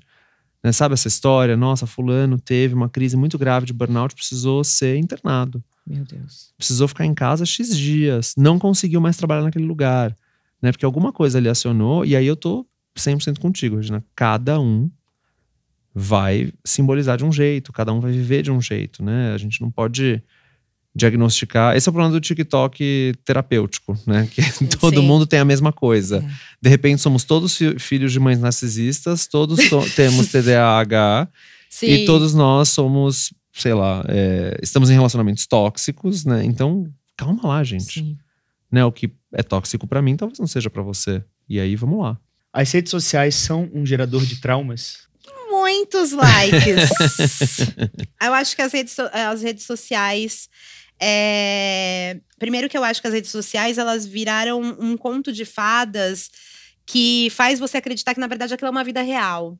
Então, eu acho que o primeiro trauma que vem é quando você descobre que você está inspirando a sua vida e querendo uma coisa que nem existe.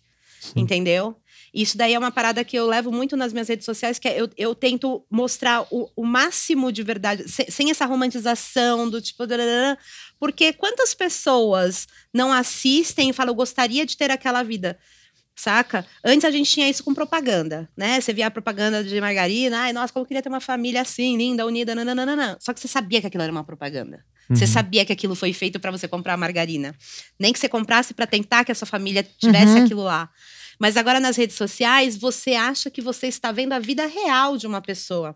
E você está vendo um recorte extremamente bem editado da vida dessa pessoa. A utopia nunca foi tão palpável, né? Exatamente. A utopia nunca foi tão real, na minha opinião, assim. Porque antes das redes sociais, a utopia era o que você tinha que lucubrar, tinha que ver, mais associar de alguma forma, ler sobre ela, imaginar. A rede social tá ali, né? A rede social te apresenta e você não precisa pensar, porque você… Sim, tá ali. Porque você passa o tempo vendo.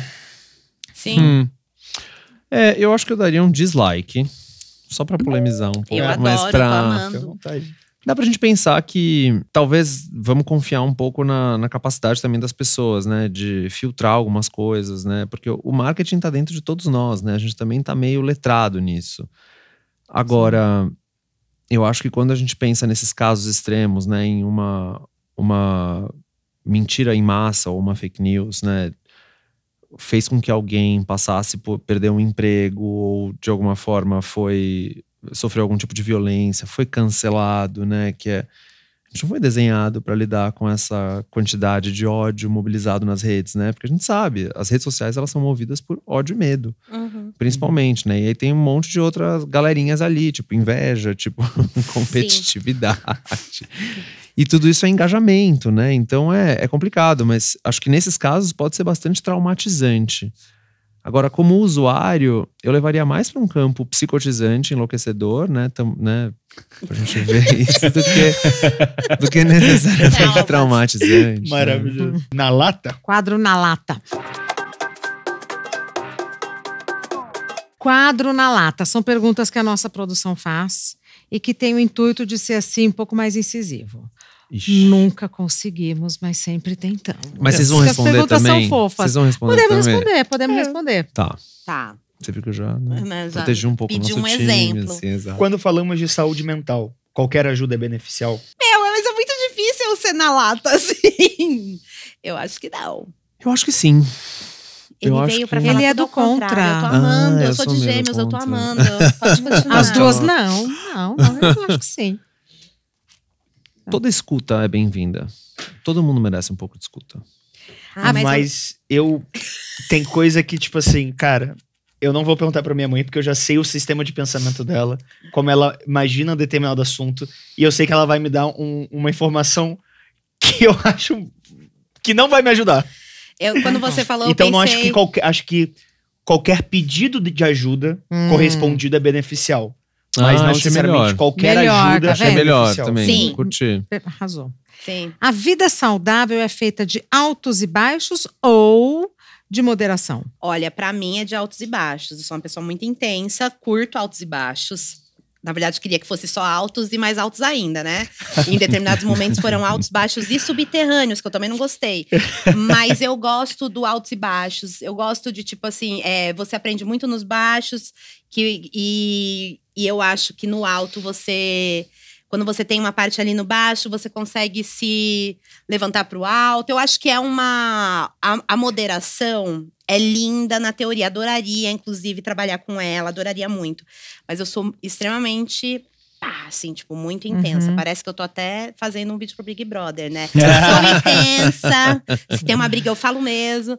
Mas eu sou assim. Você tem que usar a palavra jogo agora, né? Jogo, exatamente. Tô pelo jogo. Não, tô pelo jogo. Não tem moderação sem altos e baixos. Acho que eu iria por aí. Eles falaram que era na lata, a gente tem que… Não, mas se vocês quiserem Não, desenvolver, fica à vontade, fiquem à fica à vontade. Ah, eu já vontade. desenvolvi Não, fica à vontade. tudo. Tá, A minha lata é o latão, sabe? Ah, boa. Por que nós nos conectamos com vilões e ou anti-heróis nas séries? E qual deles marcou vocês? Tem algum que marcou vocês? Uau. Eu tenho um que marcou. Elphaba. A Elphaba, que é a bruxa má do Oeste, né? Do Mágico de Oz. Quando eu assisti Wicked… E que fizeram, isso que eu ia falar. que é o musical, que conta, né, a história da Elphaba antes, né, do que a gente sabe do Mágico de Oz. Eu gosto muito disso, que é o entender o que tem atrás de uma pessoa que carrega tanto rancor dentro do coraçãozinho Eu acho dela. muito legal. E aí eu acho que… E quando eu assisti Wicked, eu super assim… Nossa, parece que eu abri uma nova dimensão na minha cabeça. A Elphaba, a bruxa má do Oeste, era uma pessoa que eu odiava desde criança. E eu, adulta, tava vendo que na verdade, a Glinda, que era o que todo mundo ficava… Ai, lindinha, tchá. Tinha sido muito da inconveniente com a dona Elphaba. Então ela é a vilã que carrega assim comigo esse negócio de que… Gostei de saber do anterior da vida dela e justificou muita coisa. Ela é a Malévola também, no filme da Malévola. Eu pensei na lata quando você falou disso, assim, eu tô usando já o nome do quadro, vocês viram, eu tô super preparado. Porque os vilões colocam a gente em contato com o nosso lado mais obscuro, né? E a gente tem, de novo, a gente tem vida e morte dentro de todos nós. A gente tem luz e sombra. Né? A gente não é composto só de afetos positivos. Muito pelo contrário. A gente tem muita coisa que é da via do negativo. Sim. A gente tem inveja, a gente tem culpa, Raiva. ódio, né? Ódio, assim, não tem amor sem ódio. O oposto do amor não é o ódio. O oposto do amor é a indiferença. Então, importante, né? A gente tá em contato com eles. Eu vou jogar um bem maluco, mas você falou e eu associei direto. Mas eu lembrei da Carminha de Avenida Brasil. Essa era uma vilã… Perfeito. Que era uma grande vilã, né? Essa, assim, muito brasileira, né? Por que temos… Sou eu ou você? Não, eu só Não, ia os vilões de comentar vocês os dois. vilões. Peraí, gente. Vilão Carminha anti-herói. super. Carminha super. Eu vou então pra Maria de Fátima da Vale Tudo. Vale Tudo. Ah, não, achei que era Maria Nazaré, de confundi com a Nazaré da Tesoura. Fátima Nazaré do Vale também é uma Tudo. Eu vou pra um lado mais geek. Vou falar um que a galera talvez não saiba. Putz, eu vou dar um spoiler se você ainda não terminou de assistir esse anime, mas… Não dá pra saber se é protagonista, se é vilão, se é anti-herói. É uma mistura de tudo. É Eren Yeager, de Attack on Titans. Shingeki no Kyojin. Olha só, vou ter que estudar outra coisa isso agora, aí. voltando, porque eu estou curiosa a saber. Por que temos tanta vergonha de falar sobre nossos traumas? Porque não sei se a vergonha dói, né, falar. A gente tá lá na gavetinha, Exatamente. fica tirando. Nos expõe também, né? Nos É, tira nos da expõe. posição. Tira a gente de uma Exatamente. posição, É. né? Dá essa impressão de que o outro vê tudo, né? Sim, E aí, quem sabe o outro vê mais de nós do que nós mesmos. Aí a gente tá lascado, né? sim. Não, e eu acho que o nosso trauma é… A gente falar muito dos nossos traumas é deixar com que a pessoa com que a gente está conversando acesse esse lugar de alguma maneira, sabe? Num futuro, sei lá, se a pessoa vai brigar com você, vai falar, é por isso que a sua mãe, com seus 11 anos de idade, te fez isso. Então, eu acho que é muito… Acho que é um livro, uma parte do livro aberto que talvez não… Não precise. É muito interessante. Eu sou suspeito, né? Mas essa parte é muito interessante das relações, né? Essa carnificina que tem nas nossas relações, né? O que a gente ama e a gente quer Sim. destruir, né? Eu Enfim, acho que eu tô no tem- trabalho certo, né? Eu também acho. Acho que tem um Perfeito. lugar instintivo do ser humano também de preservação. Hum, E se preservar é em algum lugar dentro de uma psique não se vulnerabilizar, não ser fraco. E eu acho que a gente tem essa autoimagem nossa de que a gente quer estar bem. A partir do momento que a gente mostra que a gente não tá bem, a gente desce um status que a gente tenta preservar o tempo inteiro, Sim. falando socialmente. Então acho que as pessoas têm vergonha, às vezes, muitas vezes, Sim. têm medo mesmo de sair desse lugar de preservação. Difícil, né? Abrir mão da vida do Difícil. Instagram. Muito. Sim. Tratamentos alternativos, como cannabis medicinal, têm poder de curar traumas? Eu faço tratamento com cannabis medicinal já faz mais de um ano. Né? Ele não curou meus traumas. Não, e eu também comecei o meu tratamento por causa da ansiedade. né? E assim, eu tive uma melhora extremamente muito visível, assim, né? Até, tipo, caíram muitos tabus, assim, da minha família, vendo como que eu reagi, né, a esse tratamento, como eu melhorei e tal. Agora, curar traumas, aí eu vou ter que perguntar pro meu médico. Porque se puder, eu já vou ter umas coisinhas pra ele fazer. Talvez auxiliar, tem poder de auxiliar a curar traumas. Acho que essa é uma palavra melhor, né? Porque a substância pela substância, eu acredito que não.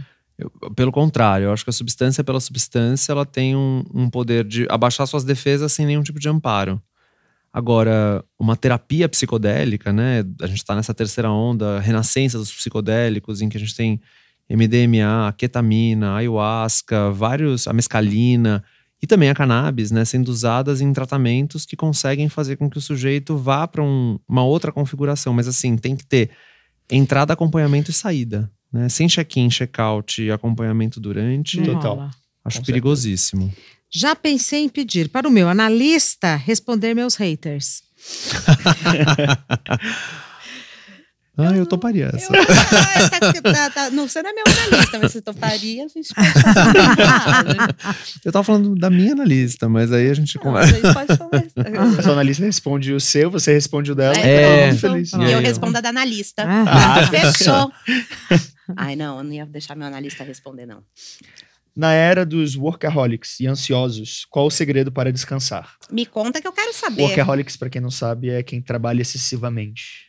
Todos nós. Viciados em trabalho. Eu aceito comentários, gente. Você que tá aí assistindo, comenta aqui pra gente, pra eu saber. Manda pra gente a caixa de sugestões. Exatamente. Pois é, esse é um grande assunto, né? Como é que a gente parte em defesa do descanso? E como é que a gente... Porque nessa lógica de entretenimento compulsivo que a gente tá, né? Entretenimento crônico, né? Tudo tem que ser euforizante, né? Até a reunião tem que ser uma experiência transformadora pra postar no LinkedIn. Né? A gente confunde descanso com excitação. Maratonei. Vi 150 episódios de Naruto em um final de semana. Descansou? Não. Não. Tá acabado. Porque isso é estado de excitação, não é estado de relaxamento. Como é que descansa? Bom, primeiro desarticula o trabalho como única fonte de sentido da tua vida. Fácil? Nem um pouco. Sim. 2, como é que a gente faz com que o entretenimento não seja sinônimo de descanso? 3, como é que a gente desatura o lazer como trabalho? Porque o lazer não pode ser trabalho. O lazer tem que ser lazer. Como o trauma me mudou? Positivamente ou negativamente? Fácil essa, super fácil. Nossa. Olha, meus traumas, depois de muito sofrimento, eles me ajudaram a tomar decisões melhores. Eu sou uma pessoa que tenho muito problema na hora de tomar decisão, culpo o signo, e o ascendente também, que é Libra. Mas eu acho que... Você é libriana, eu sou né? libriana. Eu sei. E aí o lance todo... Eu culpo bastante meu signo nessa hora, mas na hora os meus traumas, depois de processados, digeridos, absorvidos, eles me servem de guia. E isso é uma coisa muito recente na minha vida e me serve de guia porque eu não quero mais entrar no looping, eu quero entrar no espiral, naquele espiral que você falou. Então, eles me ajudam. Depois de mim, nossa senhora, né? Jogar na privada e dar descarga, o esgoto, o tratamento de esgoto me transformou e... Então, antes do esgoto eu ia dar retweet, mas agora no esgoto ficou mais confuso. Tô brincando. Tudo bem. Eu faço essas analogias. Não, tô contigo. confusas. Acho que tem uma... Assim, negativamente, muito. Né? O trauma, as experiências traumáticas, elas deixam a gente numa situação muito difícil. É difícil, inclusive, atravessar, né? Mas o único caminho é através. Né? Negar não dá, gente. Vai ter que... Vai levar tempo, vai ser duro, né? E tem traumas que são da ordem do insuperável. A gente tá vivendo isso no Brasil agora, enquanto a gente conversa, né? Rio Grande do Sul, catástrofe climática, um negócio, assim, da ordem do... Vai dar trabalho. Muito trabalho. Agora, positivamente, eu achei bonito o que você falou, porque é o fato de que a gente consegue atravessar, né, se torna pra gente uma grande bússola na vida, né, de olha, eu sei cair e eu sei levantar. O Safatli ele tem essa frase que eu acho maravilhosa, né, que é talvez nenhuma, nesse tempo, né, de desnorteio que a gente habita, talvez nenhuma capacidade seja tão importante quanto a nossa habilidade de cair. Aprender a cair, né? Sim. Tem um... Acho que já falei isso em outro episódio, mas eu tinha uma questão que eu levava muito pra terapia, que foi um grande trauma que eu tive na minha vida, E que ainda tô levando ele. Mas de maneiras muito mais terapêuticas e homeopáticas. Mas que a terapia me ajudou a gostar de viver o processo. Era algo insustentável na minha vida. Que fazendo terapia e lidando com isso no dia a dia, eu falava, caraca, olha só. Roberta, meu nome da minha terapeuta. Olha onde eu tava, olha onde eu tô agora. E tipo assim, eu tava feliz de estar vivendo esse processo, sabe? Então não é zero romantizando, mas é justamente isso de... A gente usava muita analogia de uma escadaria, né? Então, tipo, cara, que legal que você andou 1 degrau. E ok, você regrediu 2, mas daqui a um mês você andou mais 3. Sim. E talvez seja uma escada infinita. Mas é isso. Sim, eu amo o processo. A gente tem que amar o processo, né? Exatamente. Não é querer que ele acabe, né? Porque senão, acho que talvez... E por isso que um bom analista... E aí, gente, nada contra, tem amigos que são... Mentira, não tem amigos que são, mas assim... Essa é a diferença fundamental entre um coach e um analista. Sim. Né? Ou um terapeuta, porque o coach vai te dizer, olha, eu vou pegar pela tua mão e a gente vai atravessar juntos. Aí chega lá do outro lado... E bom, fui no método. O método é o responsável, né? Minha alegria maior na vida foi a gente ter feito essa cruzada por causa do método. E quão cruel seria se a Roberta te tirasse isso, né? Exato. De você chegar do outro lado da escada ou da ponte e falar, nossa, atravessei. E alguém vai falar, não, foi o meu método. Foi o método que é bom. São R$500. Não dá, né? Nossa, eu paguei muito mais na terapia se eu soubesse. Era só 500. Com você era 500? Não, mas aí, agora, só pra gente plantar outra semente, né? Que aí, assim, a chance de você andar pra trás e aí precisar de um novo método, e aí esse é mais caro, vai ter que fazer o curso, é lá nas Ilhas Canárias, pô. Última pergunta. Uma dica pra quem tá passando por um momento difícil. Olha... Eu não sei se é uma dica, eu tô sendo basicamente aquela pessoa que vai falar o que todo mundo fala, mas é porque a obviedade habita no clichê, né? E às vezes o que a gente precisa é da obviedade, que é vai passar. É muito, a gente, o nosso imediatismo e tudo que a gente vive nas redes sociais, na internet, que apontam para o imediatismo, conteúdos cada vez mais curtos, essa loucura faz a gente querer que a coisa passe, um momento difícil passe em 1 segundo, em 30 minutos, com um comprimido. Calma, tipo, infelizmente as coisas elas passam e elas têm um tempo e a gente não tem controle em cima desse tempo. E, enfim, falar que, poxa, vai passar, é um clichê? Mas é a verdade. É o que é. É o que é, né? É o que eu falaria no caso. Fala. Fala muito. E tomara que tenha alguém na tua vida nesse momento que consiga te escutar. E te ajudar a tocar nesses pontos de dor. Vai ser difícil, mas vai passar. E sem traumas, mas com muito amor sempre, encerramos esse episódio de hoje. Muito obrigado pela participação de vocês. Obrigada a vocês pelo convite, foi muito legal. E eu adorei você. Seguimos. Obrigado pelo convite, gente. Obrigada, gente. Até semana que vem, gente.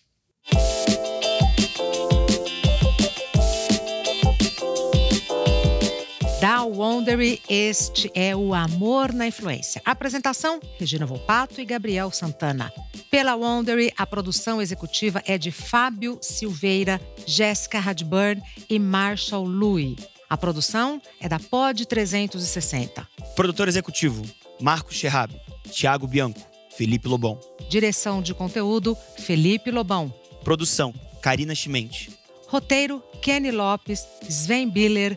Identidade visual, Ayrton Yamaguchi. Edição e engenharia de som, Billy Comodoro e Tamires Pistorese. Vídeo e edição, Daniel Cardoso e Caê Peixoto.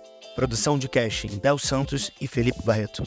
Nossos episódios são gravados nos estúdios da Pod 360 em São Paulo.